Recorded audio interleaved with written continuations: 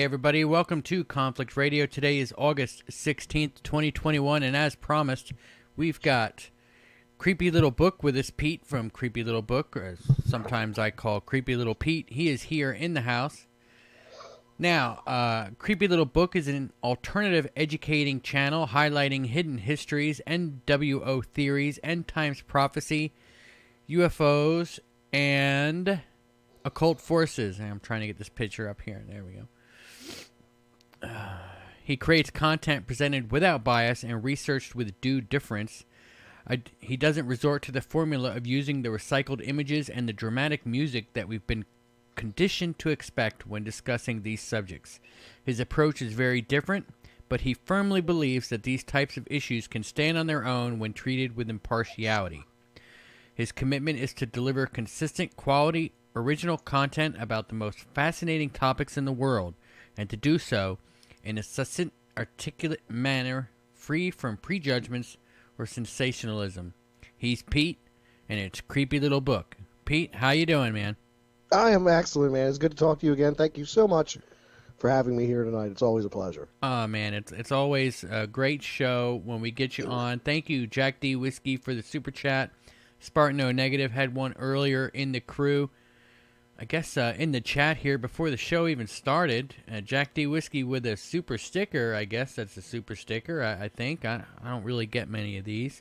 I see John Clark's in the house. I'm in Huntsville. John Clark, if you're in Huntsville, you need to send me an email right now, info@conflictradio.net, and let's go and grab a beer, man. Blue Chicken's in the house. Paul Beska's here. Paul Beska got his shirt. He is modeling it quite well at the Discord app. You can follow the link in the description of that to check that out. I see Candy Gal, Eve Me Before. Did I say that right? Goodness sakes. Arlene, I see Carol's Cookie is in here. Mr. Fox, you darn. Mary Kay is in the house. Ian, myself, Eddie, a.k.a. Flashback, Jack D. Whiskey, as previously stated. Thanks for the super chat. Blue Chicken, I don't know if I said that already. A Creepy Little Book is actually in the chat room, so guys, make sure you check out his channel and go subscribe. The Happy Plague Doctor is here. How you doing? I saw, let's see, who else did I see? Bleakson is in here. I guess. Pete, how you doing today, man? I'm doing great, man. I've had a lovely day off. It's been a long weekend for me, so I have very little to complain about today. Feeling great and ready to get down to talking about some weird, fun stuff. How is that, how's that weather up where you are? Is it hot? It was a beautiful day today. It was absolutely beautiful today. It must have been in the high 70s, low 80s, a little overcast, but just an absolute great day. All right, awesome. I see a High Plains Drifter in here. Sorry if I missed you, anybody. I know that there's Carol's Cookies, and I know that there was another cookie in here. I forget. I can't scroll all the way back and find it. You guys have been chilling out and waiting a long time for this show to start. Now, Pete, I saw it, and interesting. My wife and I just started watching The Orville on Hulu, and I've caught an episode here and there. It's not like I'm blind to what's going on with the Orville. Like I mean, I've watched it, a couple episodes here and there, but I've never actually sat down and watched the whole thing. We started watching the whole thing, and I saw the episode 4 where they came across this huge ship that had an Earth-like, I guess an Earth-like planet inside of it. And they had no idea they were on the ship. The people that were in charge of the ship had died. It was on autopilot, and it just was just drifting through space. And I thought, what a fascinating idea. What do you think of the whole idea that there could be a planet inside? We could actually be inside a massive spaceship that's just everything that we're seeing in the sky, the sun, the moon, everything. It's all just a hologram. And we're just flying around inside a huge ship looking for a planet to go to. What do you think of this idea? I think that it relates a lot to some ideas concerning the moon, and the idea that the moon perhaps was towed here, that the moon itself is hollow and was in fact some kind of spaceship or ark that transferred an ancient civilization to this planet in the distant past. So that's the first thing that kind of grips me, the idea of this hollow moon experience going on. and whether or not that could be an aspect of it. I don't know if I can wrap my head around the idea of the entire world being the case. But I guess in some regards, I've done stuff on the Purple Dawn regarding the electric universe model and how Saturn was our original sun. So I guess there is a lot of far-out possibility that I do leave the door open for out there. So could Earth be inside one giant starship careening through the cosmos, and everything that we see in the sky is nothing less than a hologram? Yeah, it's fascinating, isn't it? It could I don't be. know how that would explain away the reason we haven't been destroyed by any specific cosmic, catastrophes. Nothing's struck the planet and knocked us off of our axis or created a asteroid fallout that blocked out the sun or anything like that. So we haven't had any of that occur. Yeah, I mean, Tunguska event was close. There could have been a real Earth at one point that was hit by a meteor or a comet or something, but we were all able to get on the ship, and then they projected this fake sky at us. You know what I mean? It's totally possible, isn't it? Kind of like the whole Dyson sphere idea. You mentioned that to me in a text earlier. I actually had to look it up. Can you explain to everybody what the Dyson sphere is? Oh, a Dyson sphere is essentially a construct built around a star for the purpose of harnessing 100% of that star's energy. So imagine if you took a star and built a shell around it. What kind of shell? Like solar? It could be anything kind of from glass solar from a to greenhouse. I can't even. The technology that would be required to complete the Dyson sphere is so beyond and advanced where we are now that who could even postulate on what kind of material would be used to create such a thing? But it's a real theory, isn't it? Oh yeah, it's a real theory, but it's I mean, not something that's achievable by our level of civilization. Well, no, of course not. I mean, but ants could be living in an ant mound and an ant nest in my house, but they don't know the house is built, by a whole nother species. This is true. This is very true. That's a good point. The ant does not know that the ant farm exists. You're right. I don't know. I think that if the Dyson sphere, the theory of the Dyson sphere is so much more. I think it was so far beyond the Earth actually just being inside a starship. You think that, well, and the whole Earth inside a massive ship would be nothing compared to the Dyson sphere. Yeah, a Dyson sphere would be enormous because we're talking about encompassing an entire star. So a planet-sized ship, an arc, if you will, would be much more feasible construct, I think, in the grand scheme of things, for any advanced spacefaring civilization. So I think it'd be easier to pull off the planet-sized starship than it would be to pull off the Dyson sphere. But if you got a civilization that could do one, very likely they could do the other. Yeah, I completely agree with you. I mean, if they can build something around an entire star, then a spaceship to house a planet would be nothing. Absolutely nothing. Well, I promised everybody open lines with you. So, what do you say? Sounds good to me. Some open lines. I'll go ahead and open up the phone lines. I guess I always like to try to have somewhat of a topic before we get going. So that's our topic today. Do we live in a giant spaceship? And the call-in number is on the screen now, I guess. 256-850-4513 is the call-in number to talk to Pete. Let's get some calls coming in here. Let me switch over here and minimize this. That way we can hear the line ring there. And there we go. So the phone lines are open, guys. If anybody wants to give a call, I see Poor Polar Tash, a.k.a. David Gosling, just signed up to be a conflict member. You now have all of the benefits of being a member by accessing all of the self-banned videos from the channel. And when I say self-banned, I mean I went in and turned them all off. Hang on, caller.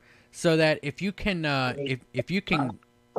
if you sign up to be a member, you get access to all of the episodes that are currently in that catalog. So congratulations. Thanks for signing up.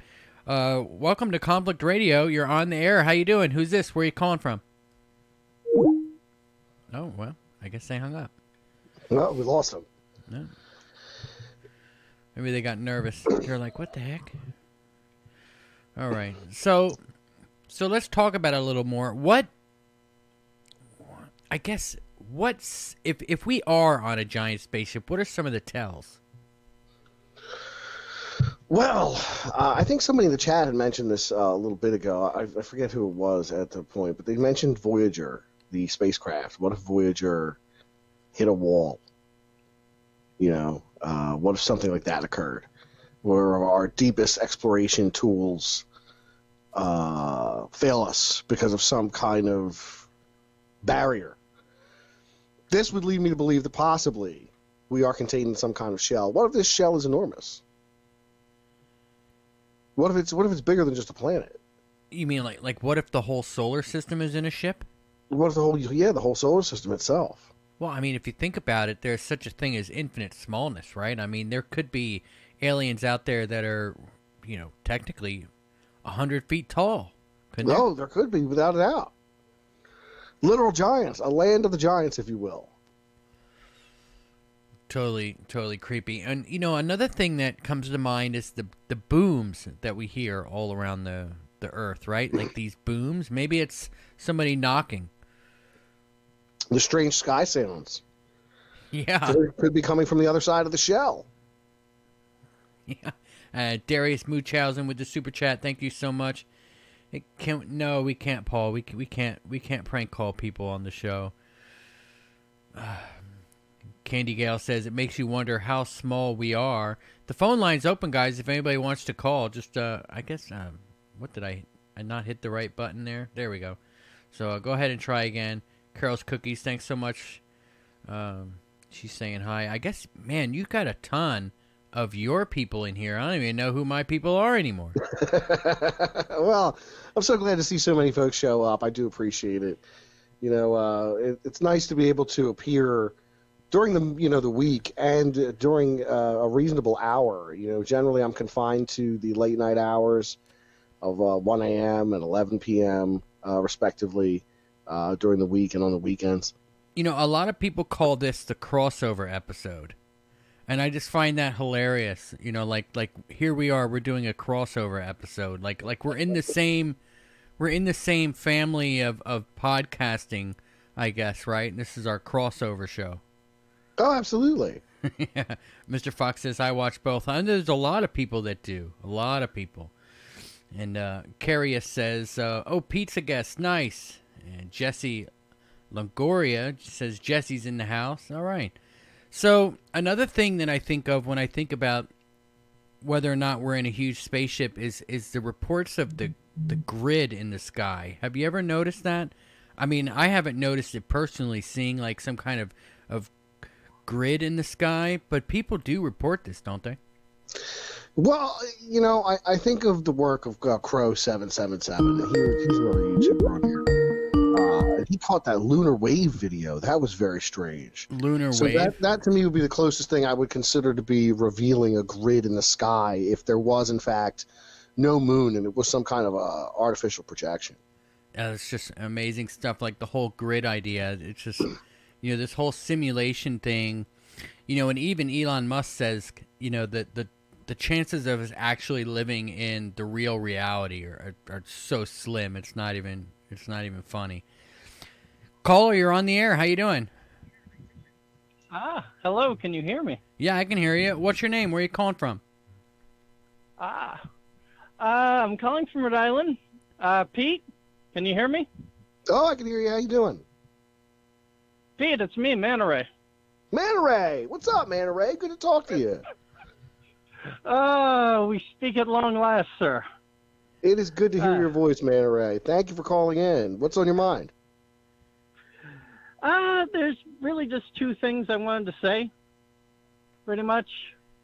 Thanks for doing your show and for putting up with me for all these years. Hey, despite thank my you for various. sticking with me for all these years, man, Ray. You're a lot of fun, dude. I stay for the fun Well, I and appreciate for the that. camaraderie.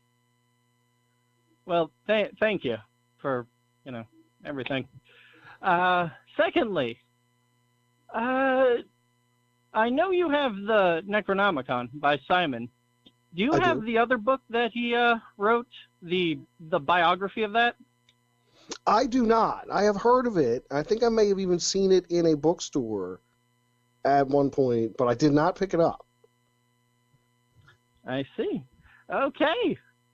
That's good. That might be coming your way. I've been sort of putting together something for you for the last I don't know 6 months. Well, thank you so much. I do appreciate that. Thank you for thinking of me. It's almost. Oh no, dude. No, just thank you. But yeah, hopefully I should be able to get it ready by the end of the month. I'll message you on your channel when I do. All right. Well, hang on. You can't get out of here that easily. You got to let us know what you think of the idea that the Earth is in a giant spaceship. What do you think? I think if that's true, it'd be very depressing. Why is that? I kind of like the idea of gods and demons and all that stuff, and the thought that we're in some big alien spaceship would make me very sad. Well, it doesn't have to be alien. It could be an old human-built spaceship. Oh, So you're thinking like deep time, like Lovecraft used to say billions and billions of years ago, or even you got it. Yeah. Halo. Well, I don't know. That might be better, might be worse, but I hope not. Honestly, I don't know. To be honest, it kind of make me happier if we were all trapped in some, like a dream of a bigger entity. It would be at least more comforting. Oh wait, what? Now you're saying that we're all just a dream of some other being? No, there are various theories in fiction. The idea of the dreamer or the great dreamer. Uh-huh. That's actually from like a older RPG that all of existence is the dream of a god or of a great, entity. Yeah. The Aboriginals have the theory of the dreaming, that when you die you go into the dreaming and you come back out here from time to time. That's part of their thing. Well, I mean, the possibilities are endless, aren't they? Yeah. Still, I hope it's not that. It's also like that scene from Men in Black in Men in Black 2 where he opens the locker and it turns out they're in a giant alien airport. Remember that one? Yeah, and that was also in the first movie where they zoomed out and zoomed out and zoomed out, and then it turns out the entire galaxy, the entire universe was just one marble that an alien kid was playing with. That encompasses how small I think we actually are in the grand scheme of things, and it's wild to me. I was outside last night and I observed 2 spiders fighting in a web. And I thought about how insignificant that is in the grand scheme of the whole universe. But, I mean, so are people. In the grand scheme of moving planets and swirling nebulas, the great expanse of time that has passed since the Big Bang up until this moment, these gas giants out there that, like Jupiter, just swirling storms of toxic chemicals. It's incredible. It's absolutely incredible. Yes. And so few of us actually leave our mark. I mean, even in ancient times, you talk about Gilgamesh and stuff like that. I mean, if he was real, he was just like one guy. And there were so many other people back then. Probably, most likely. Well, it's just that his story survived, and that's what he brings back from prior to the flood is the gift of writing. So that's what we see happens in Sumeria. They start writing things down. So that could be the only knowledge that survived pre-flood, that there was writing available. So I think that there was writing in the antediluvian world. I think that the antediluvian world was much more complex and much more technologically advanced than we can think of. It would appear, yes. But I and mean, yet we in know my almost estimation, nothing about that's the just people the who case. lived then. The lifespans, right? Exactly. Yeah. Well, let's take a look at this though. I mean, how much today do we actually write down on anything that's going to survive 1,000 years? Very good point. It's not like we're out there chiseling in stone. I mean, even tombstones from a few hundred years ago will be so eroded and degraded at this point that they're tough to read. There's a lot of old tombstones in the Philadelphia area, and some of them just did not hold up well. The engravings in them become very illegible over time. Yeah, it has to be like in a cave or something where it's not getting all, I guess, weathered on. Yeah, I mean, if you're battered by the elements for 200-300 years, you're going to weather. You're going to wear that weathering.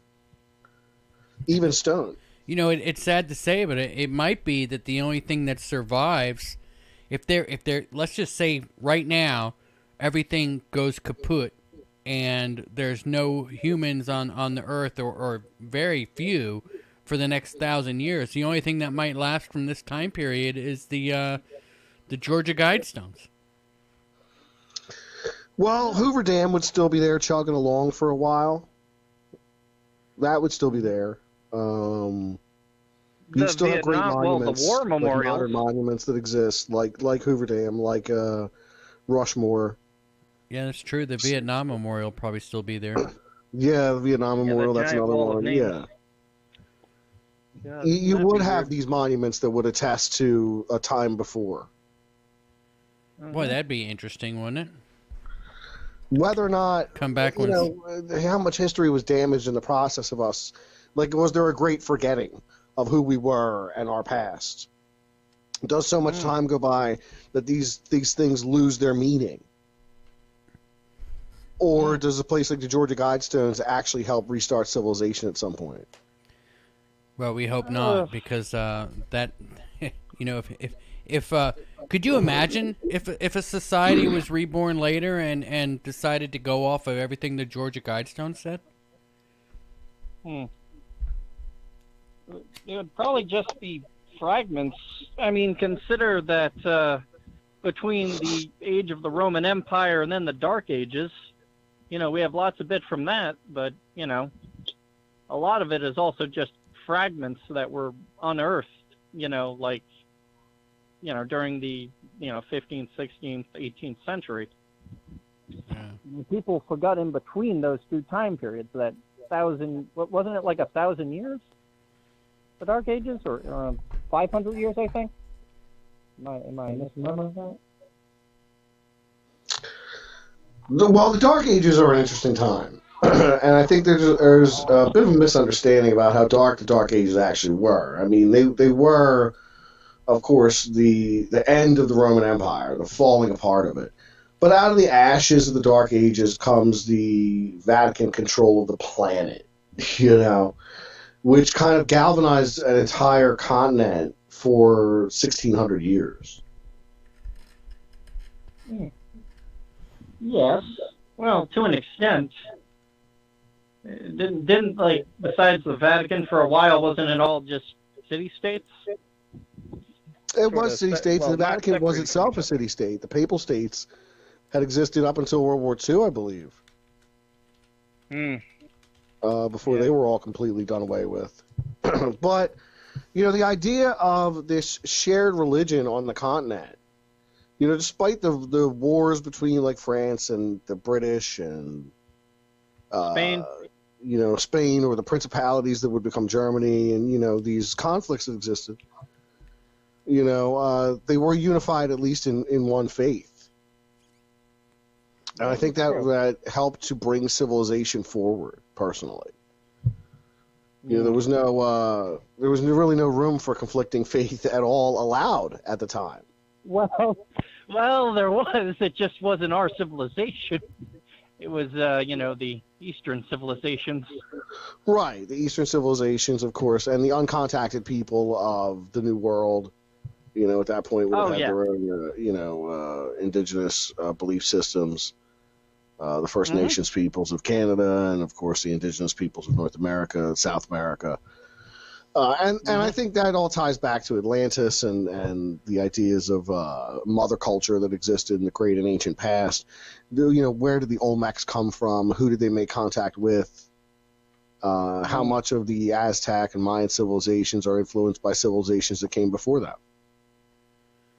Well, the Happy Plague Doctor says here, nobody ever talks about the Enlightenment period where the fundamentals of Western civilization were born.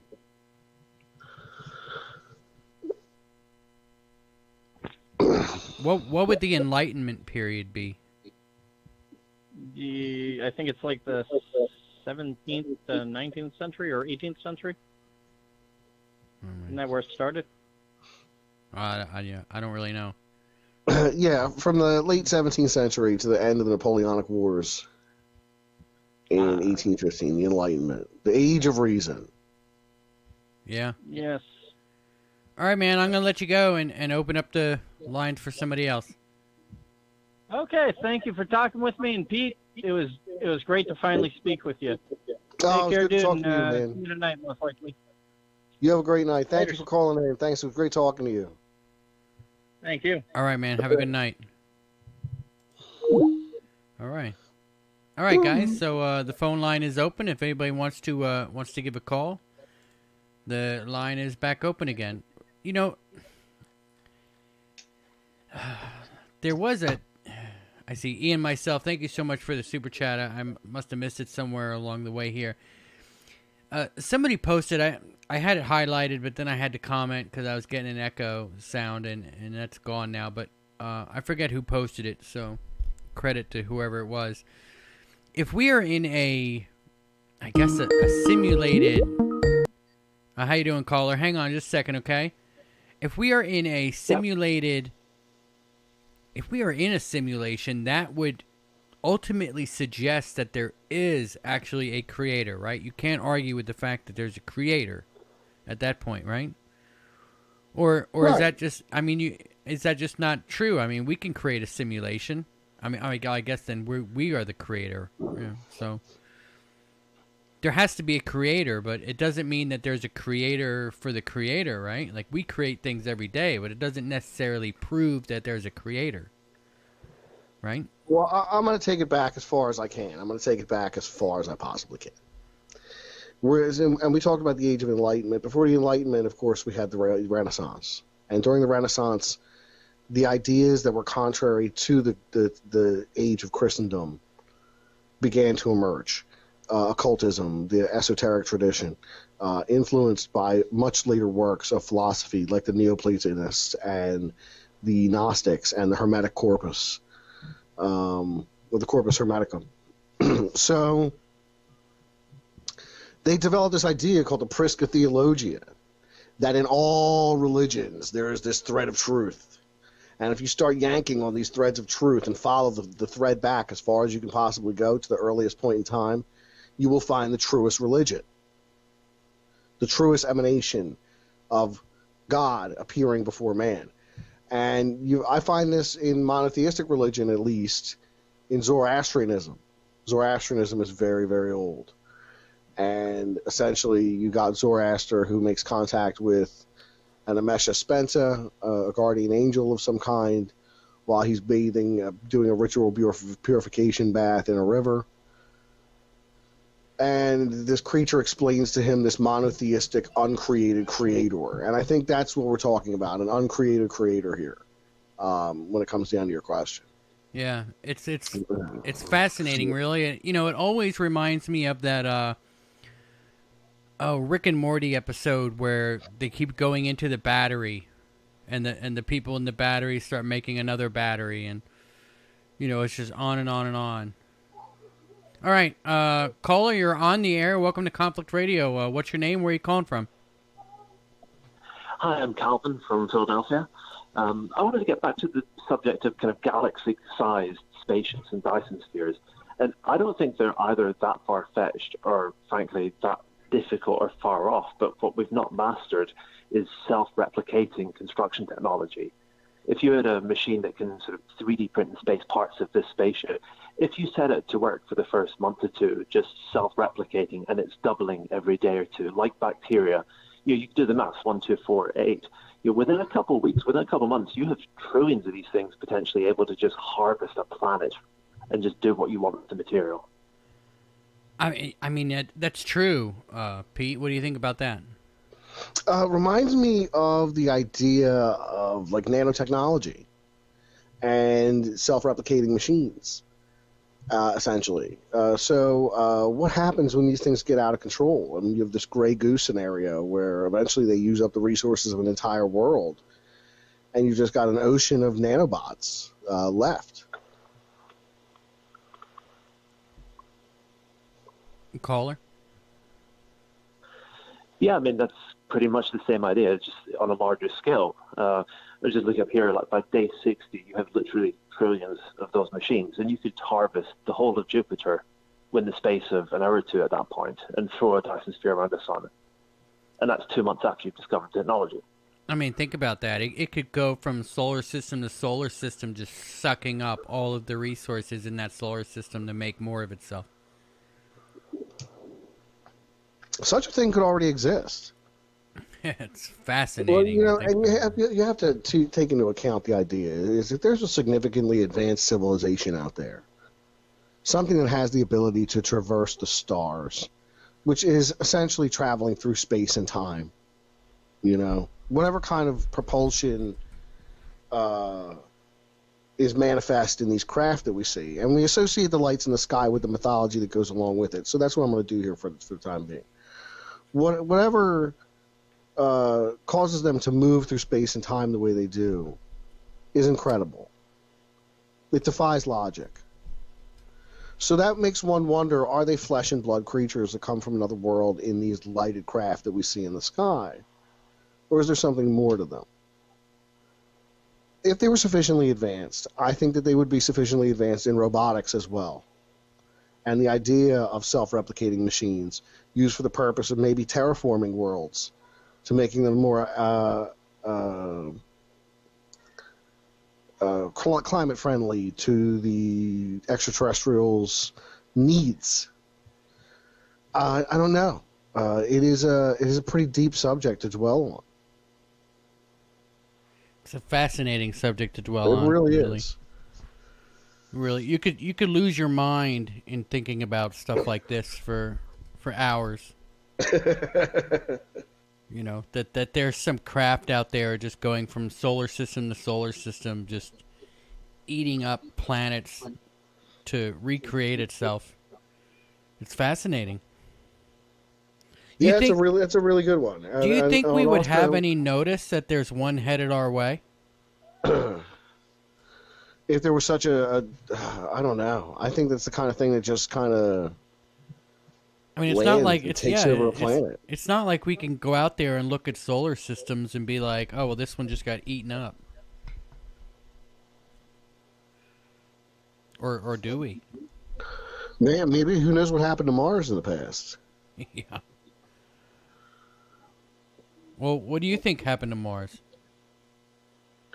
Well, personally, Yeah. I think Mars was a place of an advanced civilization in the ancient past. And I think refugees from Mars likely came to Earth at some point in ancient history. Possibly 2 to 4 million years ago. Do you think that's where we came from? That's where humans came from? No, I don't. No, I don't think that's the case. I think that they were refugees from another world that settled here and perhaps left traces of their existence in places like Antarctica. But I don't think that they, conquered the planet and mastered the Earth and were able to prolong their existence much more than just the time that they were there before Antarctica froze. JJ says, this topic is like you threw a mine grenade at me.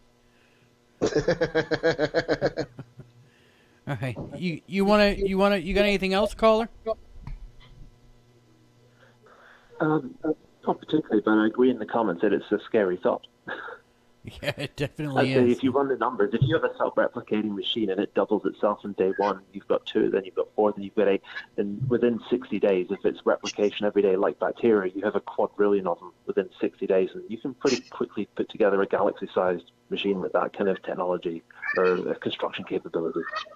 Well, then, once it hits a galaxy size and it's doubling every day, I mean, you're looking at 2 galaxies, 3 galaxies, 4 galaxies.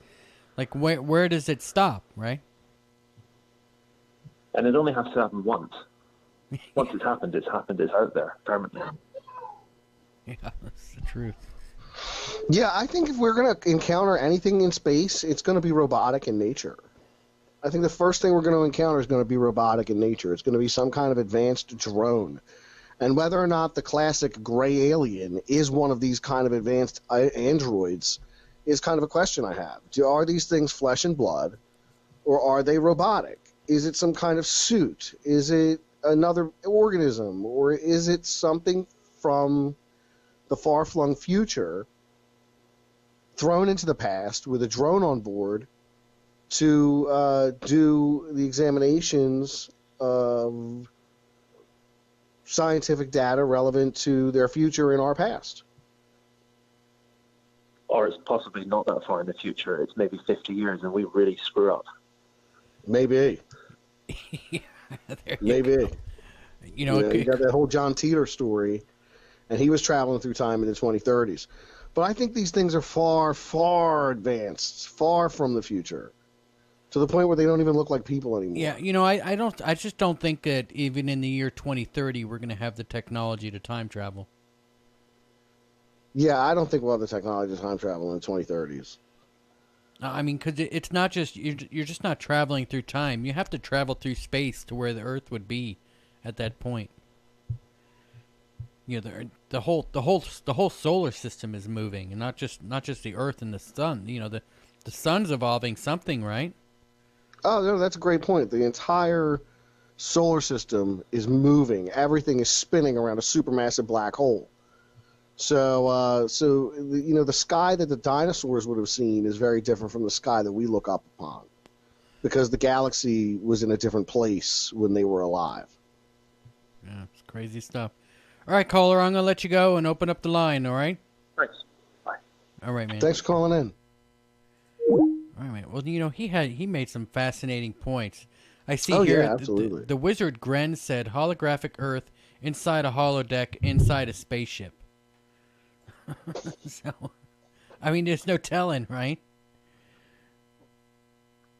I guess Polar Tash says, when I tried to remote view Muma, however you say that, I didn't pick up any life forms. That was that big cigar-shaped thing that was coming from...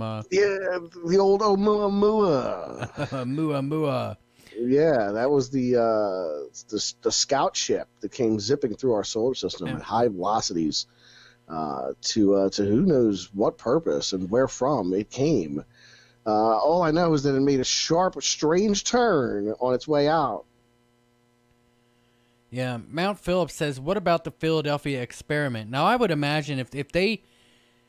You know, I don't think it traveled through time. I think maybe it went into a... Maybe it dimensionally shifted. You know, it might have shifted dimensions, but I don't think it time traveled. I mean, they didn't move a battleship, you know, through space to where Earth would be. You know, I just don't see that that's possible. It had to have gone into a different dimension. What are your thoughts on that, Pete? Well, to travel through space is to travel through time. So, if they were able to make this thing teleport, as is the allegation, then there is the possibility that there was a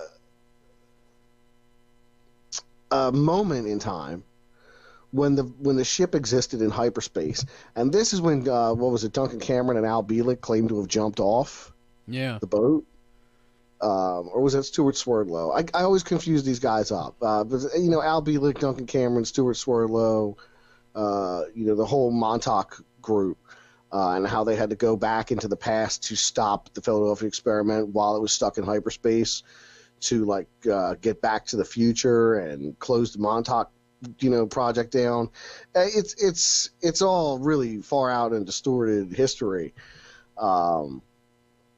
But the Philadelphia experiment supposedly involved Phil Schneider's dad as well. Phil Schneider, famous for talking about deep underground UFO bases. Yeah, that's actually a fascinating story. He's the one that shot one, right? That's what he claims, yeah. Yeah. Oh man, it's some interesting stuff. You got to think if there are Greys in an underground base somewhere, could it be possible that the Greys were the Mars people, and they've been here underground ever since the destruction of their planet? I doubt that. I feel like the Martians were the pre-Adamites, that they existed before Adam and Eve, that they were, human in appearance for the most part. I don't think they would have looked too far off from us, personally. I think there's a lot of humans out there in space. What about the Oumuamua?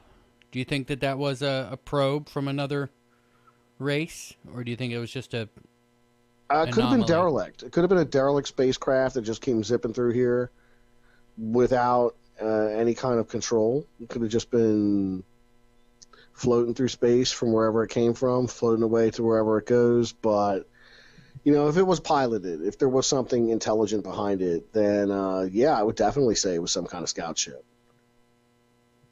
Yeah, like they're just exploring. Maybe their sensors didn't pick us up. I don't know. They didn't have Spock on the science. Maybe their sensors worked so fast that they picked us up, before they even got into the system. Or they're like, we got to get the hell out of here. Yeah, These people are nuts. It's like, humans. Yeah. Fire up the warp thrusters and let's get out of here. You got to wonder too if there's another race of humans on another planet.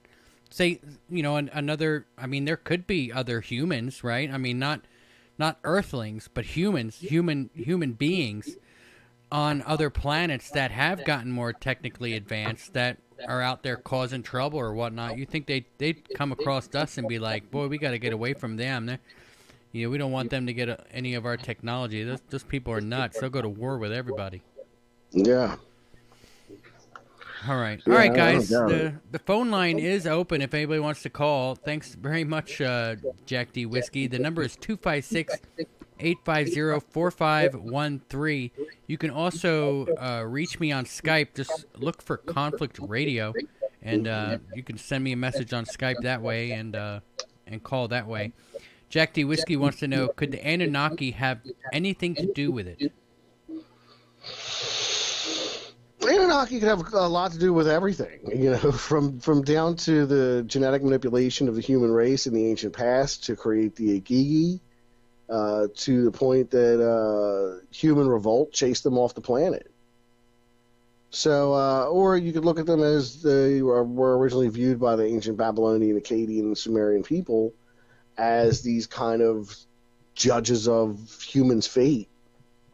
They existed as an unnumbered amount of judges that foresaw human fate, each with a different role, each one portraying a different aspect of nature in some regard. Enlil with the sky, or Enki with the earth, rather. So, yeah, Anunnaki could have plenty to do with it. They could have been at the center of all of this, and it's the same thing I say about the fallen angels. I think there's a lot of similarities between the Book of Enoch and interpretations of what the Anunnaki did when they were here. I think there are similarities there. Personally, do you think that there's a Planet X out there that's coming around, or I guess a dark sun?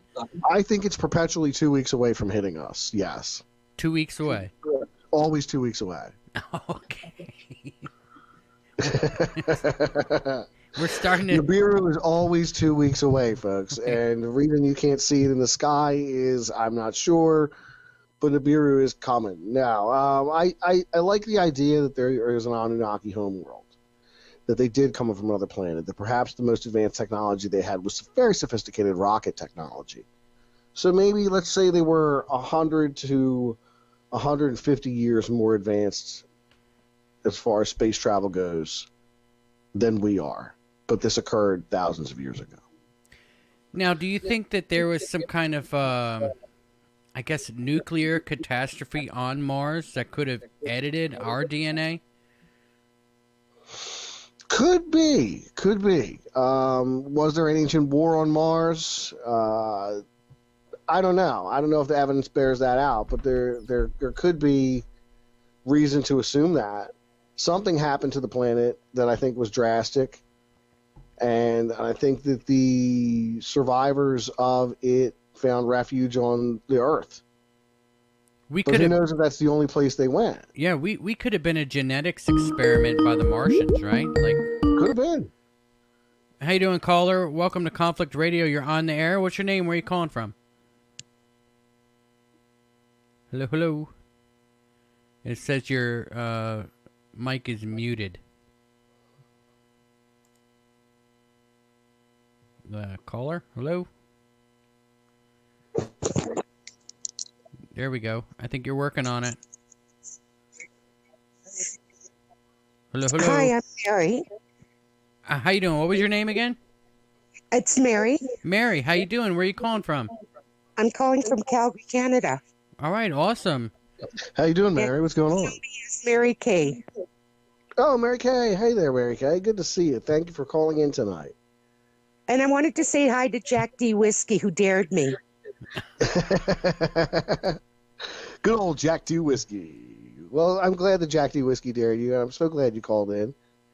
It's good to talk to you. So I have a question for you boys. All right. Okay. Now, I've seen videos and I've heard stories that when people get either abducted or confronted by aliens, if they mention the name Jesus, these aliens back off. So I'm wondering if Jesus is somebody that a lot of people worship on Earth, is it somebody that these aliens have studied because they're coming here? Or is it somebody that has visited their planet as well? And if they worship him as well? That is a really good one.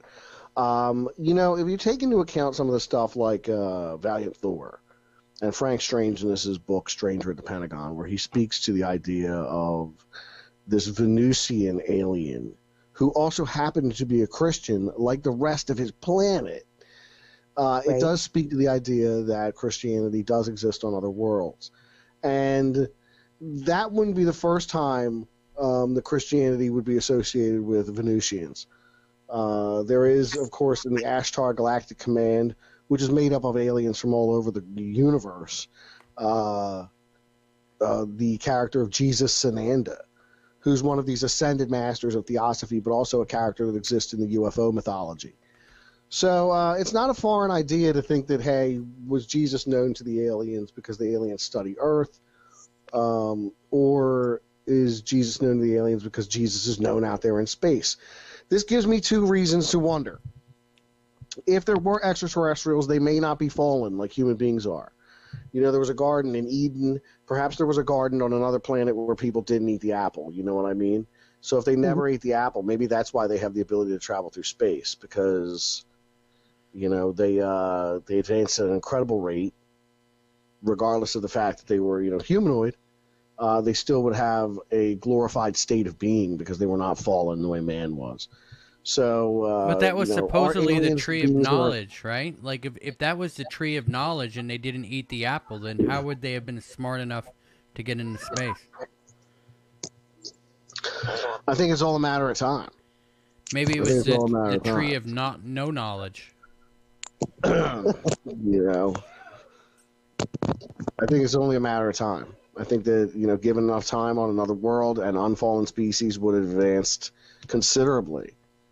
You know, they wouldn't be like us. They wouldn't be fallen in nature. All of these things that we consider flawed about the human race would not be present in these beings. So would they be subject to, you know, the need for salvation, the way that human beings see themselves in the need for salvation from the divine? That's interesting.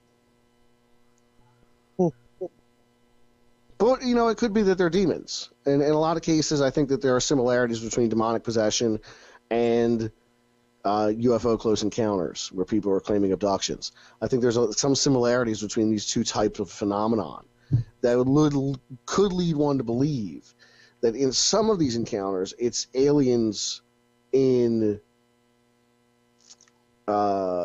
appearance only, because they actually are demonic entities presenting themselves as extraterrestrials.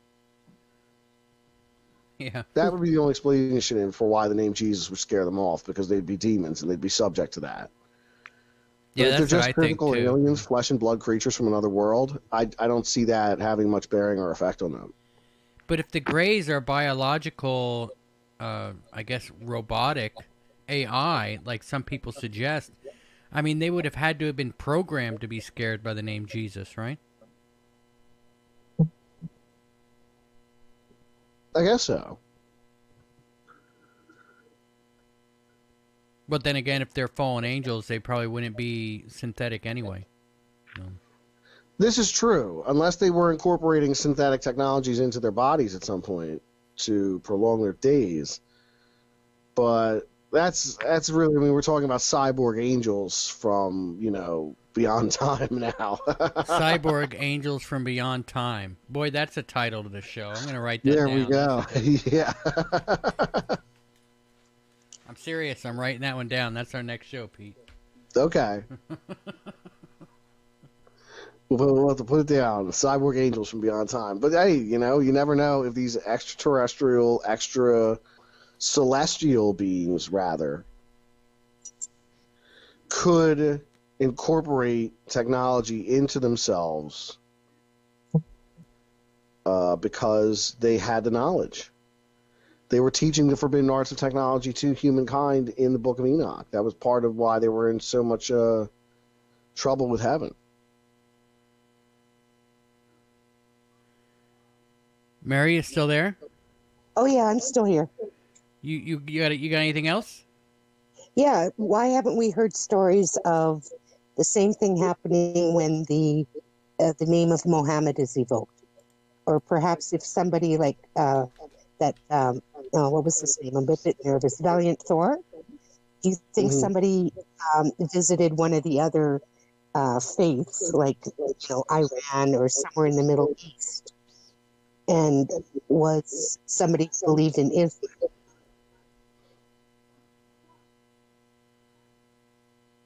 Did you get that, Pete, or was the echo bad? No, I think I lost the tail end of it there. I think that we do hear about stories of different faiths, like specifically in Islam. I was listening to a show about mass hysteria the other day, and in some of these cases, they had taken places in Asian countries that were predominantly Islamic, and the result of some of the hysteria that they were experiencing, at least with these school kids that were seeing spirits or what was believed to be jinn, was to bring in holy men to say prayers in the school, and they recited prayers in the school for hours to chase away the jinn that they believed were causing these cases of mass hysteria in the children. So I think you do see it kind of happen in other religions, but we're not really exposed to it. We're not in a predominantly Islamic country, so I don't think you're going to hear those anecdotal stories as often as you would in a predominantly Christian country where we're kind of privy to that information. Fair enough. Some freaky stuff for sure, huh, Mary? You guys still hear me? Yeah. Oh yeah. Well, that was great. I appreciate the answers. All right, Mary. Thanks for calling in. Yeah, thanks. It was great to talk to you. Cool. Thank you. Bye-bye. All right, bye-bye. All right, guys. There goes another one. Awesome. We got the calls coming in today, Pete. Oh, yeah. That's what I'm talking about. Our next show with you, I think, is going to be on your birthday we're going to try for, right? Yeah, that's what we're looking at. That'll be fun. That's September 20th, everyone. Write it down. 7:30 Eastern time. Hopefully, I guess nothing happens. I guess the worst that can happen is you go somewhere for your birthday. Yeah, and I don't see that happening. Well, I'm sure we'll probably get 1,000 calls, people wanting to say happy birthday to you. That'll be a lot of fun. That'll be the whole show. Hello, thanks for calling Conflict Radio. How you doing? Hey, happy birthday, Pete. All right, next caller. Yeah. Distortion of Reality wants to know, what if Ben Affleck could just make a good movie? What if? You know, if it's ifs and buts were candy and nuts, then every day would be Christmas, right? Yeah, Paul Beska says we're getting an echo. I think that was just Mary's. We were getting an echo from Mary's phone. It should sound fine now. All right. So anyway, moving on. Mr. Fox says Dazed and Confused was a good movie. Good point. Dazed and Confused. That is an excellent flick. I guess everybody's trying to talk Carol's Cookies into call-in. I guess I might as well say it for the people that are listening. The number is 256-850-4513. Go ahead and give a call in and chat with Conflict Radio and Creepy Little Book. You know, did I tell you the Creepy Little Pete story? I called. We broached on it for a moment. I said we're gonna have Creepy Little Pete on the show, and everybody just died laughing. It was one of the funniest things. But I didn't. You don't take offense to that, do you, Creepy Little Pete? Well, I generally don't like to be referred to as creepy, but I mean, I understand why it happens. We're talking to Creepy Little Pete. I was like, oh my goodness, I can't believe I said that. It's Creepy Little Book. But we got a good laugh out of that. We still laugh about it in Discord sometimes. When you're getting Creepy Pete on. That's always a good time. So what you got going on with your show tonight? Are you going on the air tonight? Yeah, I'm going on the air tonight. It's going to either be the Lost Colony of Roanoke or the Plagues of Egypt. So I haven't decided yet. All right. Well, there's quite a few plagues in Egypt, right? You had the locusts and the... Was it like... and the frogs and the blood. Yeah, and the angel of death, of course, you know. Man, it's... What about there been any other cities that have had plagues? Well, of course. I mean, it used to happen around the ancient world at all times, you know. Hang on, caller. Go ahead, Pete. Yeah, it used to happen in the ancient world, of course. You know, you'd hear stories of plagues that would overtake these cities.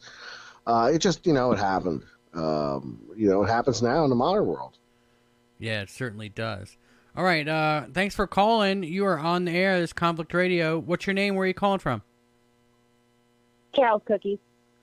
Caltucky? Carol's Cookies. Oh, Carol's Cookies. Awesome. You called. How you doing? I'm okay. How you doing, are Carol? you? What's going on? What's up? You said the cookie store is closed, I saw earlier. Yeah, the bakery's closed for the time being. Where are you calling from? It's called the Poconos. Oh, all right. In Pennsylvania. All right, awesome. It's beautiful up there. I used to live up near Bethlehem, so I used to hang out in the Poconos all the time.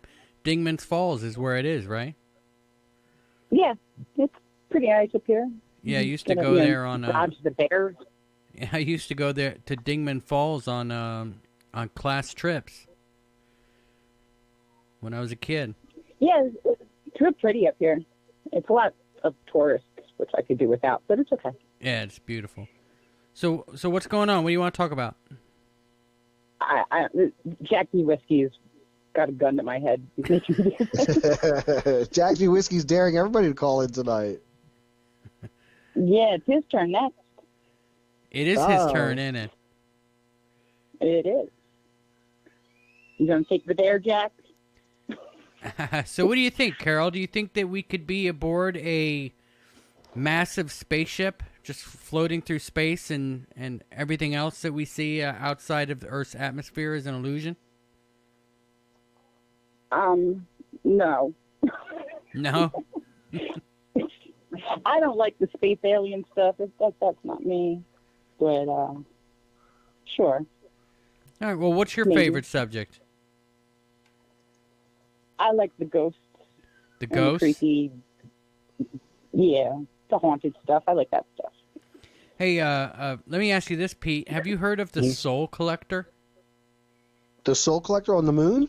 No, there's a ghost that's it's an evil spirit or demon or something. They're actually called soul collectors. No, I'm familiar with the soul collector that's on the moon. It's in the Sirius Mundi region of the moon. That it recycles all our souls back to the prison planet here on Earth. All part of the Saturn Moon Matrix. What's the Saturn Moon Matrix? It's the topic of a David Icke book. It's pretty wild stuff. Basically, Saturn uses the moon as a receiver to receive signals from it. You know, there's a big hexagon on the planet. It's a storm down at the southern pole. Wow. Really weird stuff with Saturn. Do you take any credence to what it says? No, I don't believe in 85% of the stuff I talk about at all. I literally don't. I mean, we talk about all kinds of crazy stuff on my channel every night, and I don't believe in 85% of it. But I suspend my disbelief every night for the purpose of having the discussion. Yeah, you kind of have to, don't you? You do. And look, I believe in 15% of this stuff, and it's crazy. Yeah, don't get me wrong. You know, I was talking about some of the 15% that I believe in last night on the stream.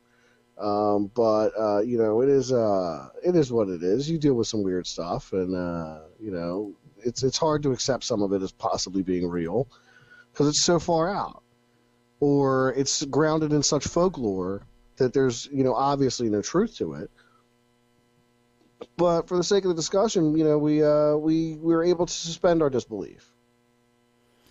You know, it makes you wonder what stories or things do we have going on today, if looked at in a couple thousand years from just reading one story about, would be like some kind of crazy myth or something, you know? Yeah. Like, I guess the way things today could be interpreted 1,000 years from now. But depending on what the technology is like 1,000 years from now. Yeah. Well, you know, it really depends. I mean, are they back to using sticks and stones, or are they in the stars? 1,000 years from now, we're totally on sticks and stones, man. We'll see. Don't you think so? I hope not. I don't know, man. Things are getting crazy. We'll see, I guess. Time will Things tell. have always been crazy. Yeah, we've done great things and then have been back to sticks and stones before, haven't we? Yeah, we made it through 2 global wars. Yes, yeah. Who knows what's really going on? All right, Carol's cookies, I guess. Sasquatch. Jack wants to know about the Sasquatch. Space Squatch. Ask about Sasquatch? What about Sasquatch? I don't know. It's his favorite thing. Sasquatch is a great guy. He's a loyal friend. He's a tall, gentle soul. He just wants to be left alone. That's Sasquatch. That's what he does. Well, let me ask you this, Pete. Is it possible that Sasquatch is really the aliens that are flying around the spaceships? And there's been some rumor that there's a connection between the UFO phenomenon and the Sasquatch as well, that there is some connection there, and there very well could be. I mean, they could be a species of extraterrestrial. Although I don't really think that. I think that there's a lot of things that Bigfoot might be, but alien I really don't really assign to Bigfoot, even though there could be Bigfoot-type aliens out there. Don't get me wrong. I just don't think there's Bigfoot-type aliens visiting the Earth. I mean, a Bigfoot-type alien would just be a hairy alien, wouldn't it? It would be, and there have been reports of hairy aliens in the past. But generally, they're small and hairy, not big and hairy. Oh, okay. Like short, hairy aliens. Right, short, hairy aliens. All right, Carol's cookies. Thanks so much for calling in. I'll open up the phone line. I see a Sapphire Elf in the chat. He might be trying to call. Thanks for calling, Carol. At Conflict Radio, you're on the air. How you doing? Pretty good. How you doing? What's your name? Where are you This calling is from? Brian. Brian from California. Oh, hey, how's it going, man? Pretty good. Just had a quick comment. I'm not sure if it was talked about yet, but just in reference to the alien abductions and using the name of Christ to repel them. There was also, I don't know if you're familiar with sleep paralysis. A lot of the people that have had sleep paralysis actually call upon the name of Jesus as well, and it does the same thing. So there's definitely power in Christ's name. Oh, I would agree with that. I'd absolutely agree with that. I mean, I've heard all that anecdotal evidence of people who have experienced either the UFO phenomenon or, the abduction phenomenon or sleep paralysis and invoking the name of Jesus to go ahead and dispel both these kind of events. So, yeah, I think there's definitely something going on there. There's definitely a reason to believe that. Yeah, no, definitely. I think these aliens, whether or not, I don't personally believe they're from other planets or whatnot, but I think they're demons masking as aliens from other planets, and also, ghosts referring to the Bible. They're called familiar spirits. They're usually, associated with demons as well. So I kind of see a demonic presence in the both of them, whether it be aliens or these spirit demons, whatever you want to call them, attacking people in their sleep. But that's all I had to say. And I love the show. And have a good day, both of you guys. All right, man. Sure, Well, thanks so for much. calling in. You're welcome. All right. Well, let's talk about that for a minute. I mean, if you invoke Christ's name in a lot of things, there's a lot of power behind that. I mean, if you're, I remember when I was 18, 19 years old, I slipped and it was about to fall off like this massive cliff, and I was sliding down this waterfall headed towards this freaking cliff, literally ripping my fingernails off trying to grab a hold of some rock, and I'm like, God, please help me. And next thing I know, I'm clinging to the side of a cliff, and I didn't fall, which I'm sure would have killed me. If not, I would have been down there for hours dying. There's if you use his, if you're about to crash your car or you're climbing a ladder and the ladder starts to fall or something, if you use his name in anything, that it seems to kind of bring a power to it, doesn't it? Absolutely. Yeah, it's just I guess it's definitely something that has force, because I believe so many people do believe, right? And if there's something that a lot of people believe in, it's going to be real, isn't it? Don't we just manifest it? If there's a collective unconsciousnness, yeah, then it would manifest. Yeah. All right, man. The phone number is 256-850-4513. Remember, I am on Skype, so you can always just search for Conflict Radio. If you guys have any questions, go ahead and put it down in the chat box, and I'll ask Pete just right here off the chat. So anybody have any questions? I guess I haven't really been reading the chat, guys. Sorry, but go ahead and post your questions here.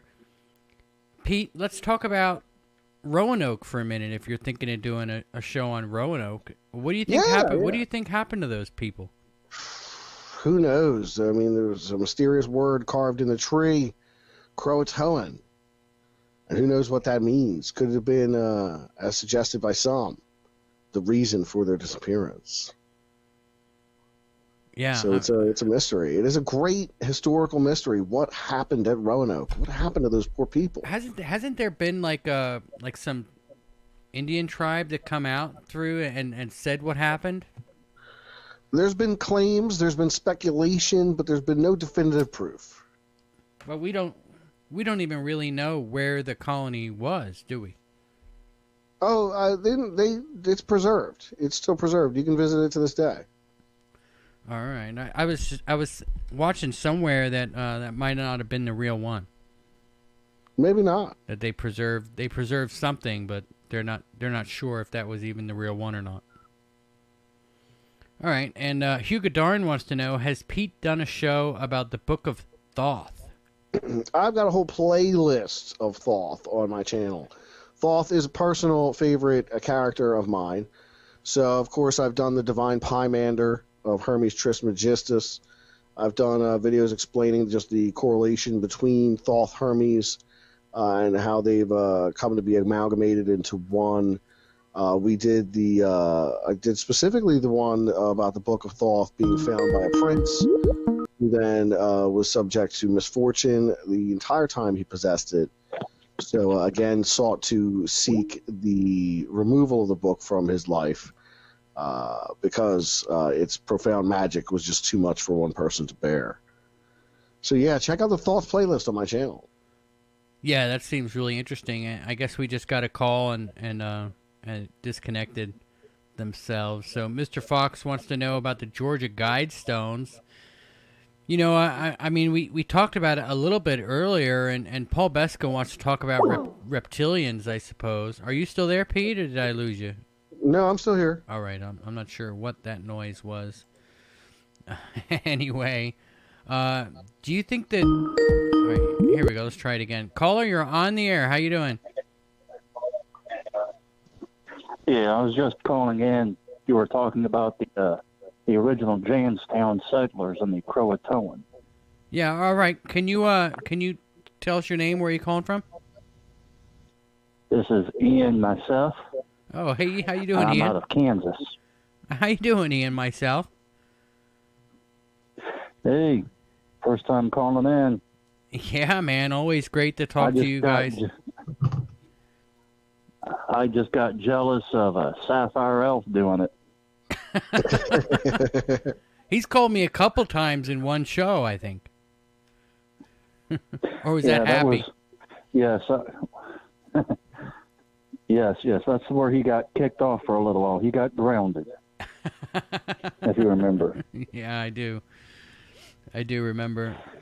Anyway, as far as the original settlement, no, it was destroyed when its governor returned and found that the entire small colony had up and vanished, even to the point of a lack of any noticeable graves, food rotting on the tables, etc. He razed the original to the ground. Yeah, that's what I had thought. The next was some 150 miles away from the original site. Oh. The original site was very poorly situated. Virtually no clean water, no easy access for supplies or anything like that. The next was near a river, so they could float a barge up the river from a ship, or even float the ship up that river during high tide, bring in supplies, etc. But yeah, the original is long gone. And as far as the passing tribes having adopted the settlers, that was unlikely. Most of these tribes were too far away to have done so. Yeah, well, there are some people that suggest that I guess some of the tribes had some interbreeding going on. I mean, they could tell there were actually some white people in the tribes, but that could also be from the Templars who had come here long before Columbus. And there were a few Dutch settlements, temporary settlements, as far as fishing and the like. Yeah, There's a small island off the coast that had hosted quite a few small settlements for trading with the tribes and fish in the area. Yeah, actually, they're not really sure if they're Dutch. I think that they used they were the Cherokee Little People, the Moon Eye people. They say were Dutch, but nobody's ever really been able to prove that they were Dutch. The Dutch, it was out of Dutch West Indies Company. It had a major monopoly, much as the English East Indies Company would have. And they would make small settlements temporary, just for trading with local tribes, fishing, resupplying their own ships. And when they were done, basically when there's no more money in it, they'd fold up shop, drop everything where it was at, and leave. or sell it to the dumb British. Yeah. Well, you know, there were a lot of cultures here before Columbus came. I mean, I'm looking at the Happy Plague Doctor's comment here. They had Templar, Egyptian, Viking, Chinese. The Chinese were all over the West Coast before, I guess, who were those two people that canoed all the way out west? Lewis and Clark? Yes, thank you. I was totally mind spacing that out. Lewis and Clark went out there. And, you know, have you seen that there's a channel on YouTube that swears that when the white man got to the California area, you know, especially San Francisco, that the entire city was already built, sitting there deserted. What do you think of that theory, Pete? Have you heard that? No, I've not heard that one. Yeah, like all these cities along the West Coast. That's why it boomed. It boomed out there because everybody already had homes built and everything for them to go into. It was just sitting out there completely abandoned already, built by who knows who. Well, that's wild. I'll have to look into that. It's pretty neat stuff. I'd have to doubt that. Most of the tribes in that area, as well as later the Russians and the Spanish, the Castilian Spanish, I should say, rather than the Mexicans, the Spanish, everybody considered that area wasteland back then. Cattle had not been introduced into the area or anything else. That was San Francisco's big claim to fame initially was cattle. The Spanish bringing cattle up out of Mexico. But before that, everybody considered that and what's now the Hollywood Hills, Rodeo Drive, and all of that was all wasteland. Yeah, I don't think people quite understand how far the Spanish made it up out of Mexico before I guess before the acquisition was over. I mean, they were finding Spanish caves and Spanish gold and Spanish artifacts in caves in Colorado and Utah and Wyoming even. I've heard of some items found, old conquistador-style armor and parts of a lance found even into Nevada. Yeah, yep, definitely. But that was true. a small find, so they're wondering if maybe that was just like a deserter, maybe a single deserter. But yes, they made it at least as far as here in the central and western Kansas. Mostly members of the church or military, sweeping up through, basically just looking for money, basically. They weren't interested in acquiring land. They weren't interested in conquering one over the other. They were just looking for money. Hey, what can we take? What can we sell? Enslaving local tribes where they found them. Bear in mind when the Spanish tried to introduce Christianity into the American Southwest, many of the tribes told them, Jesus has already been here. We already have a Bible. Yeah, we've already met the man Jesus. Yeah, from the Templars. The man Jesus is done, swept through, been here. He says hi. We got T-shirts. Yeah, we already bought tickets to that show, right? Yeah. Of course, the Spaniards and such did not believe anything like that, but they were of the opinion they didn't believe much of anything that they had written down for themselves. There's still quite a bit of information from these old campaigns into the so-called New World made by Spaniards coming out of Mexico. And again, much of this was led and funded by the church rather than the crown. So they were trying to hunt the Templars. They were hunting the Templars down. The Holy Roman See in Rome is still sitting on so much of that information. Oh, I'm sure they got stuff that goes back to the Library of Alexandria. Yeah, you know that was burnt down on purpose. Oh, yeah, that went on purpose. Bear in mind, during the 1400s, the Holy Roman See was not in Rome or Italy at all. It was in France. That's true. Rome had been sacked. The church had fled. power of the church had been broken. In many respects, this is why you have the Roman Church, the Russian Orthodoxy, so many different pontiffs, all claiming to be Catholic. But the church had been broken. At one time, there was 2 Catholic popes. Again, one in France.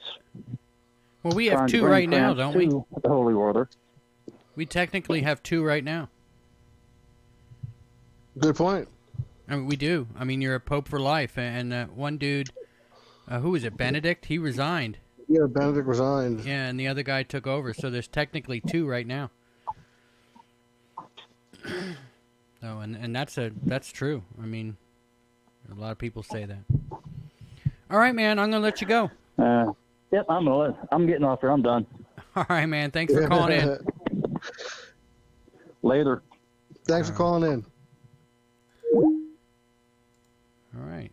You're lighting up the phones today, Pete. There we go.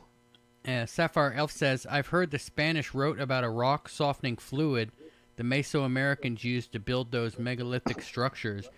You know, that statement kind of reminds me of I guess I was watching a YouTube video where somebody was saying that the Great Pyramids were actually 3D printed. What do you think of that idea? Yeah, like there's actually there's fiber in the rock of the pyramids that's not in any of the rocks anywhere else. Like they 3D printed the pyramids. What do you think of that? I mean, is it possible that the pyramids were actually 3D printed? I don't know about that. I mean, unless they were just, the product of a much more advanced civilization than we give them credit for. Well, there's a lot of people that think that anyway. This is true. But 3D printing them, I mean, it would make it certainly faster. Yeah, well, I actually, when I heard that story and was like, what's he talking about, fibers? And there's, actually human hair inside the rocks. Like if you break the rock up, they actually discovered human hair inside of them. And I, hang on for a second, caller. And I was like, that's bullcrap. I guess I got I guess I lost that one again too. I guess, and I was like, oh, what a bunch of crap. They were not finding human hair in the rocks. And I Googled it, and sure enough, it's a true story. They broke apart some of the rocks from the pyramid, and there were actually human hair inside of it. That's crazy. Google it. I was surprised. I will definitely look into that. Yeah, I thought that was pretty surprising. Whoever that was that just called, try calling back again, I suppose. Paul Beska says, like a boss. Let's see. Good job, Ian. That's right. Good job, Ian. Thanks for calling in, man. Aliens are the fallen angels. Vegas says, can we talk about Sally's Sahara in Algeria? Do you know what LY is talking about there, Pete? No, I'm not familiar with that one. Tassili's Sahara in Algeria. I guess we'll have to look that up. Maybe write in comments what that is real quick. Paul Looks like it's a World Heritage UNESCO site. Rock paintings. Rich with ancient rock paintings. Okay, so it's just rock paintings? Yeah, a lot of ancient rock paintings. Man, that's lots of interesting stuff out there in the world, man. That's for sure. All right, guys. I guess we're gonna wrap this up unless the phone rings here in a couple minutes. Make sure you hit the like button on that video. Pete, we didn't do halftime. I wanted to do halftime. I have a cowbell that I was thinking of bringing over to my microphone and using the cowbell every time somebody super chatted me. Gotta get a bell. We need more cowbell. Carol's Cookies actually supplied me with my bell here, so yeah, at halftime I ring the bell. All right, Ian myself wants to know, Pete, do you know who Corn Pop is? Yeah, Corn Pop's a bad dude. All right, well, that's the answer. Perfect answer, man. Perfect answer. All right, well, why don't you go on your little spiel and, tell us where people can find you. Oh, well, hang on a second. Conflict Radio, you're on the air. How you doing? Hi, this is Courtney's Fellowship of Oddballs. How are you doing today? Excellent. Good. How are you? Courtney? I'm doing excellent. We have a huge debate going on here, and we want everyone's opinion on how large Bigfoot's feet actually are. I'm guessing it's 13 and a half. What do you think, Pete? I think there have been Bigfoot footprints that are 23 inches in length. Oh, so I'm way off. Who even got me in this competition? Okay, bye, guys. All right. Bye-bye. Conflict Radio. Up. I guess, well, somebody was calling, and I tried to switch over to it, but I guess I didn't get it in time. Here it is. Conflict Radio, you're on the air. How you doing? What's your name? Where are you calling from? I'm calling from Fort Worth. How you doing, Fort Worth? What's your name? John Q. John Q. Awesome, Hey, man. John, how are you? Yes, sir. Hey, Pete. It's good to see you have a voice now to go with my pick. There we go. That's what I'm talking about. It's good to hear from you. How you doing tonight? What's on your mind? You know what? I was, and I have been under the impression that using aggregate in the pyramids is actually really the only feasible way that they could have been built. I turned my volume down. There's a delay too. Yeah. You have to listen to us, not to the YouTube stream when you call. Yes, sir. It's hard. It's hard, and I'm hard-headed. So you're saying that you think that they were 3D printed? Essentially, I think they were poured. If you look at some of the aggregate, and particularly in the composition of like quartz, it's very much an aggregate that's just been compressed. And maybe they used heat techniques, I don't know. But I do believe aggregate would be the only way that they would be able to perform these things that were so perfectly cut. I mean, all you have to do is build a frame around to contain the aggregate until it solidifies. Then you can move that form onto another one and then proceed from there. Yeah, it's fascinating stuff, isn't it? Just a thought. Just a thought, but I do think, just like we mix concrete and stuff, I think they were using more natural materials. It would have been easier to transport. It would be easier to manufacture. It would be easier to put in place. It'd be a lot easier to transport up if you're building up on the pyramid, too. Yeah. I work some really weird projects for all the big guys, really. I'm retired now, but that's some of the consensus from some of the people that I've known that have actually been there and studied it. Now, what do you think about I did see somewhere. Oh, go ahead. I was going to ask you what you thought of the theory that the pyramid was actually full of water, and they used the water to float the blocks up to the top before sliding it over and putting it in place. I think that's ridiculous myself. I think that's ridiculous too, because that means that you would have to be submarining all your stones, and you have to lower them down. And with that kind of precision, I'm sorry, I just don't see it. I don't see it. I don't believe that was the way they were constructed. And has anybody touched on? I just got in. I'm sorry, I just got in, but there's rumor that back in the 40s, mid 40s, that there was a pyramid discovered in Alaska that was appeared to be onyx, and it was rumored to be about approximately 3 times the size of the one in Giza, but only the very tip of it was sticking up, and the military had actually gone through, excavated down the side and then underneath of it, where they realized that there was a lot of energy flowing through it. Now, I don't know how true that is. I've been doing a lot of research for a long time, and I don't have any what you call sauce on that. Not any longer. But that was a theory I found interesting, and I did research it at the time, and that's been a little over a year ago, I guess. Well, we definitely. And you know what? I wanted to say I love Conflict Radio. I love Creepy Little Book. Man, I'm with you guys all the time, whether you see me or not. I'm there. Well, thank you so much, John. You guys are my guilty little pleasures, man. Well, thanks, man. I appreciate it. Seriously, you guys really are. You guys are my nightly guilty little pleasures because I am up quite late. I'm retired. And I take care of my mom. You know what I'm saying? I mean, so I take care of everything in the evening, and you know, and that's when you guys are all on. So that's one of the reasons why I'm such a night owl. Yeah, we do that to me people. Being here this early. Yeah, me being here this early is actually kind of a fluke. It's early for me. Well, there you go. Worked out well, didn't it? Yes, it did.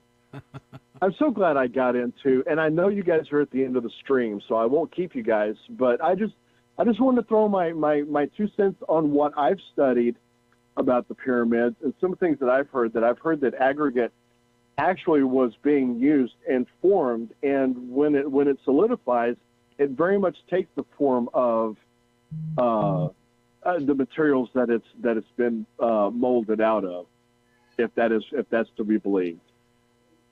Yeah, you know, it's fascinating stuff, really, and I tend to lean towards that theory a little bit more than the 3D printing theory, but it definitely is interesting. All right, man, we'll let you go. Thanks for calling in. Thank you, sir. I enjoy the program. Love it, love it, love it. And Pete, see you later, brother, if you're on tonight. Oh, yeah, I'll be on tonight. Still haven't decided on the topic yet, but we'll be live at 1 a.m. I'll enjoy no matter what. Thank you for being here. Thanks for calling in. Yes, thank you, guys. All right, man. Have a good one. Bye-bye. All right, we got another caller here. Caller, you are on the air. Thanks for calling Conflict Radio. What's your name? Where are you calling from? Hey, this is Will Carr. I'm from Canada, Ontario. Hey, Will Carr. How you doing today? I'm pretty good. How are you? Not too bad. Let me give a shout-out real quick to Deranged Lunatic with the Super Chat. Thank you so much. He wants to know, Pete, when are you going to cut that Kenny G hair? Oh, I don't know. Let it go, man. It's still growing. Let it grow. Let it grow. It's all right. All right, William. What do you want to talk about, man? Well, I want to talk about 2 things. One thing being the Anunnaki. So, do any of you know what kind of spacecraft they would be flying? I think they had rocket-powered spacecraft. So I don't think they had anything that was like anti-gravity drive or able to break the barrier of light, the speed of light. I think they were really limited to advanced rocket technology. And how far ago you're saying for that? Maybe a couple hundred years? 6,000. 6,000 years they're using rockets? So do you think they would have changed by now? By now, I'd assume they'd have evolved. But back then, I think they were using rocket technology. So do you believe that some of these crafts that people are seeing may be Anunnakis? Like from them? They could be from them. If the Anunnaki are still interested in what's going on here, if they still have any kind of interest in it. Their interest in the planet might have been done in the ancient past, and for all we know, they're either they've died off, or they've continued to exist by finding other resources to rebuild their planet's decaying atmosphere.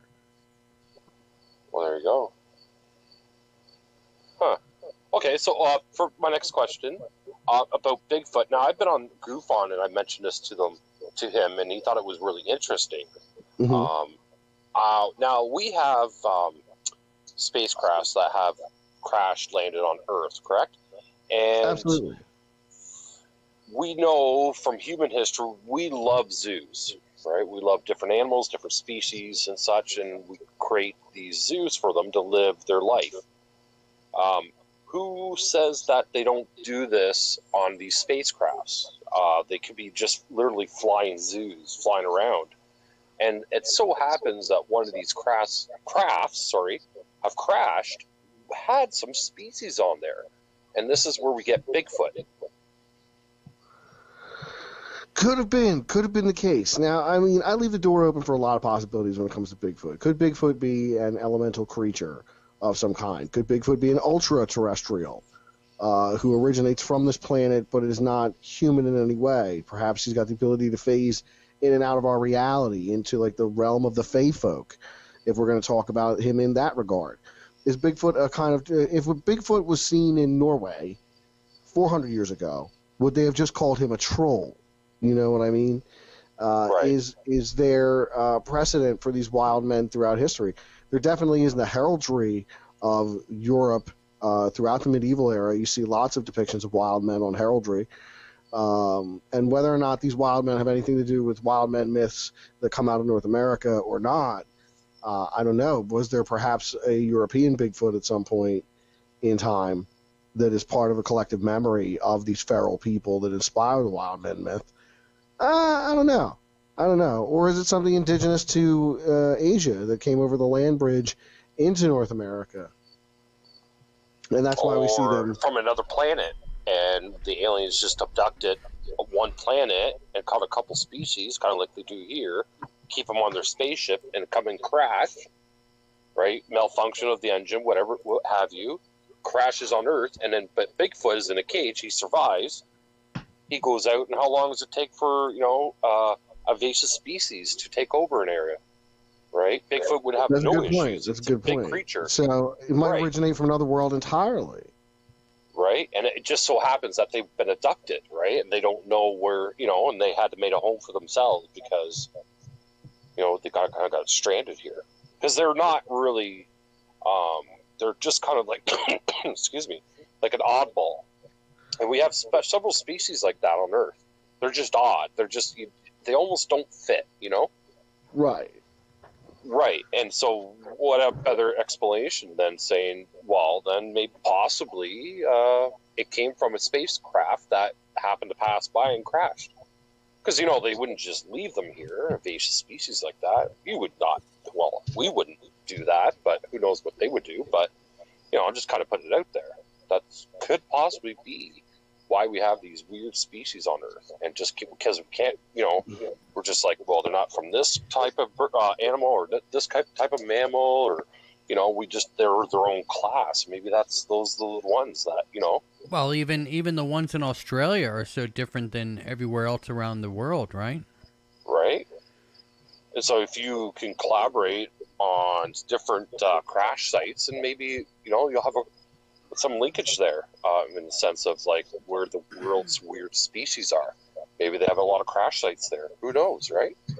Yeah, I mean, you make a good point. You make an absolutely good point.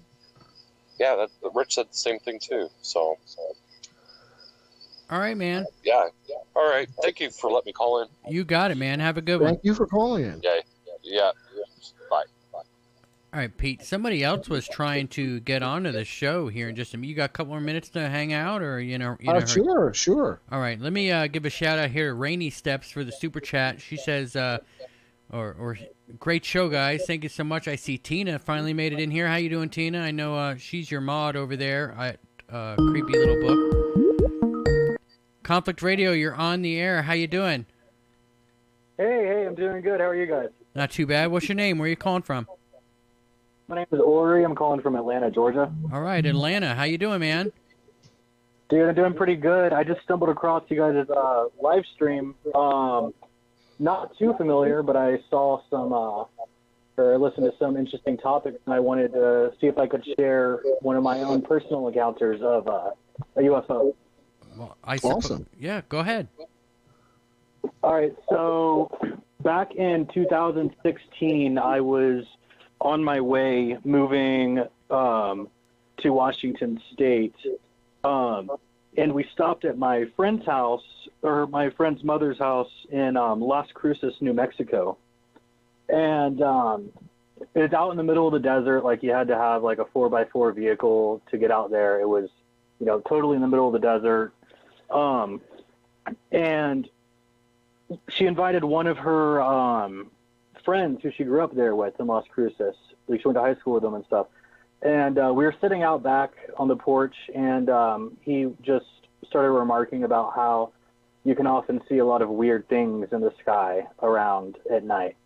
And I was like, you know, that's cool. I've always like believed in UFOs, and I've listened to Art Bell and Ghost to Ghost AM, all that my whole life. I was like, okay, I didn't think much of it. Then after a couple of hours of just hanging out, the guy pointed up and he's like, hey, do you see that up there? And I was like, what? He's like, look at that. And he pointed. We started to see what looked like just like a normal star in the sky. And it's like totally pitch black, no light pollution whatsoever. And he said, just look at that for a minute.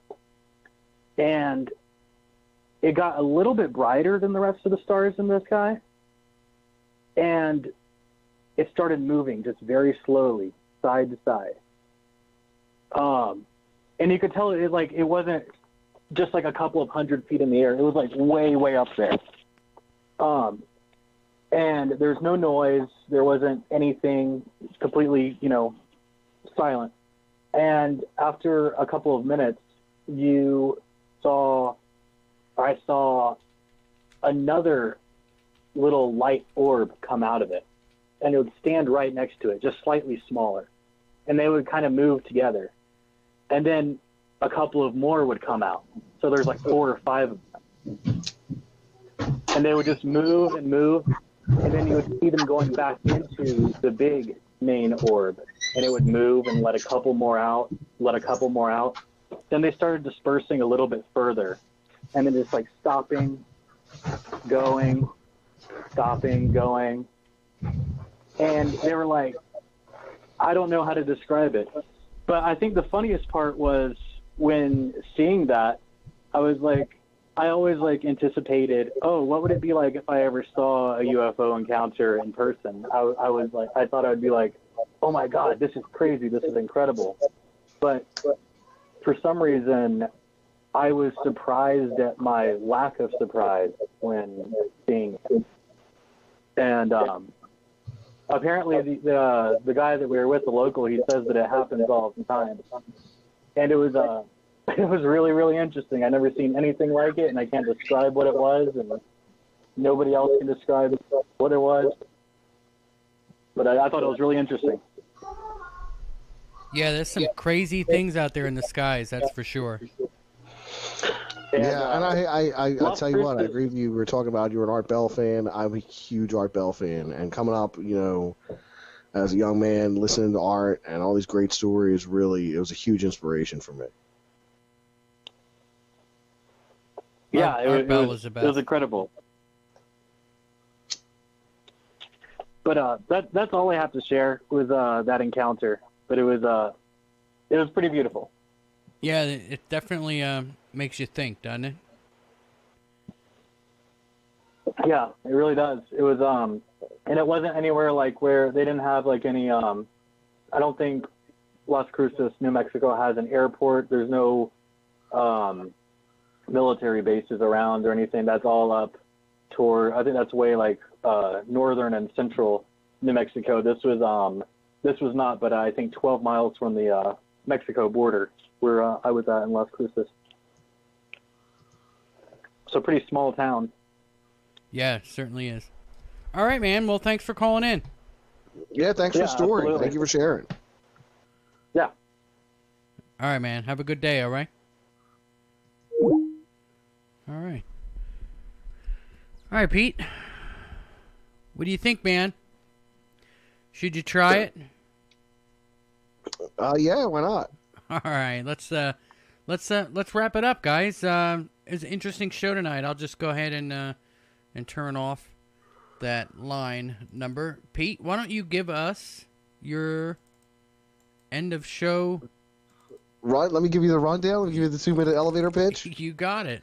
All right, everybody. My name is Pete, and I am the host, the humble host of the Creepy Little Book, a show with a focus on the fringe and mysterious, everything from the esoteric to the extraterrestrial, the spiritual to the supernatural, and all that lies between. Now, you could consider me a master of mysteries, an antiquary of the arcane, or perhaps just a weirdo yelling in the dark, but we have fun, and we do it every single night of the year, including holidays and weekends. We are there for you, the night people, the community of the curious, to gather together and explore strange mysteries untold, ancient magics, and extraterrestrial events, and everything that your mind can conjure up. possible or impossible, indeed. So, yes, join us. And if you can't miss the show, if you do miss the show and you can't catch us live on YouTube, you can find the podcast available on Spotify or Spreaker or iHeartRadio. But definitely check us out live on YouTube every single night at 1 a.m. Eastern Standard Time, Monday through Friday. And then on the weekends, it's 11 p.m. Eastern Standard Time. We get them in a little bit earlier. And sometimes I'll even do one at 3 a.m. on the weekends. Yes, there's some days you do too. Yeah, I mean, I'll squeeze them in too if I can get them in. All right. And I want to give a shout out to Polar Tash. He says, with the super chat, great show. Good to hear some voices from the chat. And that's the truth, man. We get to know a lot of these people in the chat, don't we, Pete? Just from, years of doing shows. It's great to hear so many people's voices. It's awesome to be able to give them a platform where they can call in, and always happy to provide that for you, my friend. And I'd like to, do this once a month. If you have the time, and we got you already scheduled to come on next month on your birthday, September 20th. So that ought to be a really good time. I can't wait for that, man. I hope everybody gets over and subscribes to Creepy Little Book. What a fascinating channel. Always something new and interesting. And that's gonna. I guess we're gonna wrap it up. I'm waiting for the bell. Where's the bell? No, let me ring the bell. Here we go. Ready? All right. There we go. All right, Pete. Hang on a second. Let me wrap this up, and I'll get right to you. All right, guys. I want to Pete, real quick. You're on. You got the Apple iTunes thing all done now? No, I'm not on Apple. I don't want to download their nonsense. Oh, I didn't have to download anything to get on Apple. Yeah, they're giving me a hard time. I don't know why. Oh, all right. Do you use the embedding to embed your MP3s with all the things that they need? I don't know. All right, maybe we could talk about that. I don't know. We'll talk about that off the air a little bit. All right. Remember, you can always find Conflict Radio online. Just go to www.conflictradio.net. You can always find us we're on Facebook and Twitter as well. Just search for Conflict Radio. We're on Twitter. We're on Facebook. If somebody, I got questions in the Discord the other day, what my Cash App was, because people don't like donating on YouTube.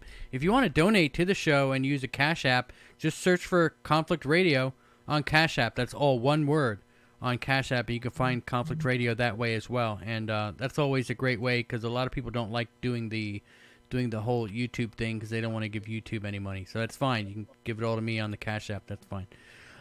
Thank you, everybody that does that and does the super chats. Really do appreciate it. Remember to check out our T-shirts and shirts. The colors that are there aren't all the colors that are available. If you click on the link, you can get all kinds of different colors. I've seen somebody asking about colors. There's all kinds of colors. Whatever colors Teespring offers is the colors that there are. I think there's like 10 or so colors, so definitely go and check that out. And I guess that's going to do it for us. Remember, the world's getting crazy out there, everybody. It really is getting nuts. Batten down the hatches and be safe.